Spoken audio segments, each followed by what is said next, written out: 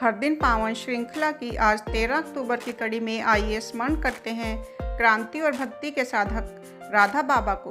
राधा बाबा के नाम से विख्यात श्री चक्रधर मिश्र का जन्म बिहार राज्य के गया जिले के ग्राम फकरपुर में 1913 ईस्वी की पौष शुक्ल नवमी को एक राजपुरोहित परिवार में हुआ था। 1928 में गांधी जी के आह्वान पर गया के सरकारी विद्यालय में उन्होंने यूनियन जैक उतार कर तिरंगा फहरा दिया था। शासन विरोधी भाषण के आरोप में उन्हें 6 मास के लिए कारावास में रहना पड़ा। गया में जेल अधीक्षक एक अंग्रेज था। सब उसे झुककर सलाम साहब कहते थे, पर इन्होंने ऐसा नहीं किया, अतः इन्हें बुरी तरह पीटा गया। जेल से आकर ये क्रांतिकारी गतिविधियों में जुट गए। गया में राजा साहब की हवेली में इनका गुप्त ठिकाना था। एक बार पुलिस ने वहां से इन्हें कई साथियों के साथ पकड़कर गया षड्यंत्र केस में कारागार में बंद कर दिया। जेल में बंदियों को रामायण और महाभारत की कथा सुनाकर वे सब में देशभक्ति का भाव भरने लगे, अतः इन्हें तन्हाई में डालकर अमानवीय यातनाएं दी गई, पर ये झुके नहीं। अगर आपने अभी तक हमारे चैनल को सब्सक्राइब नहीं किया है तो कृपया इसे सब्सक्राइब अवश्य कर लें, जिससे कि आपको प्रतिदिन इसी प्रकार की अच्छी जानकारी मिलती रहे। जेल से छूटकर इन्होंने कथाओं के माध्यम से धन संग्रह कर स्वाधीनता सेनानियों के परिवारों की सहायता की। जेल में कई बार हुई दिव्य अनुभूतियों से प्रेरित होकर उन्होंने 1936 में शरद पूर्णिमा पर संन्यास ले लिया। कोलकाता में उनकी भेंट स्वामी राम सुखदास जी एवं सेठ जयदयाल गोयंदका जी से हुई। उनके आग्रह पर वे गीता वाटिका गोरखपुर में रहकर गीता पर टीका लिखने लगे।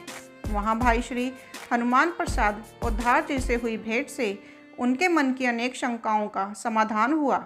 इसके बाद तो वे भाई जी के परम भक्त बन गए।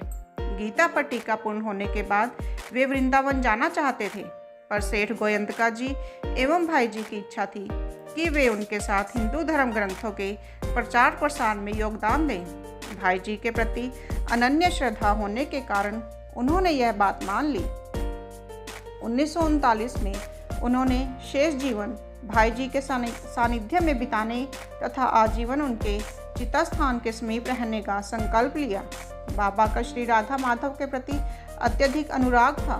समाधि अवस्था में वे नित्य श्री कृष्ण के साथ लीला विहार करते थे। हर समय श्री राधा जी के नामाश्रय में रहने से उनका नाम राधा बाबा पड़ गया। 1951 की अक्षय तृतीया को भगवती त्रिपुर सुंदरी ने उन्हें दर्शन देकर निज मंत्र प्रदान किया। 1956 की शरद पूर्णिमा पर उन्होंने काष्ठ मौन का कठोर व्रत लिया। बाबा का ध्यान अध्यात्म साधना के साथ ही समाज सेवा की ओर भी था। उनकी प्रेरणा से निर्मित हनुमान प्रसाद पोद्दार कैंसर अस्पताल से हर दिन सैकड़ों रोगी लाभ उठा रहे हैं। 26 अगस्त 1976 को भाई जी के स्मारक का निर्माण कार्य पूरा हुआ। गीता वाटिका में श्री राधा कृष्ण साधना मंदिर भक्तों के आकर्षण का प्रमुख केंद्र है।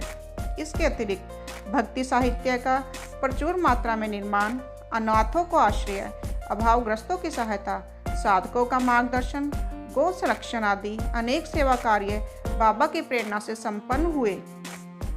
1971 में भाई जी के देहांत के बाद बाबा उनकी चितास्थली के पास एक वृक्ष के नीचे रहने लगे। 13 अक्टूबर 1992 को इसी स्थान पर उनकी आत्मा सदा के लिए श्री राधा जी के चरणों में लीन हो गई। यहाँ बाबा का एक सुंदर श्री विग्रह विराजित है, जिसकी प्रतिदिन विधि पूर्वक पूजा होती है। भारत माता की जय।